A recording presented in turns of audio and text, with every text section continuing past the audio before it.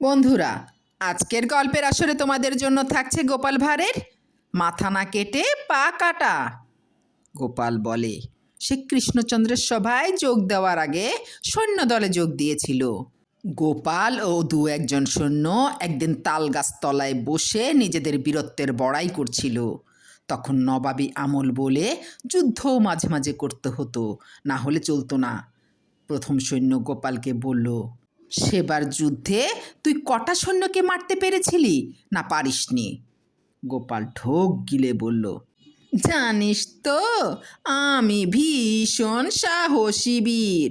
লড়াই হতে হতে শত্রুরা যখন পালাচ্ছে তখন আমি সাহসের সঙ্গে অগ্রসর হয়ে তলোয়ারের আঘাতে 5 জন শত্রু সৈন্যের পা কেটে ফেলেছিলুম।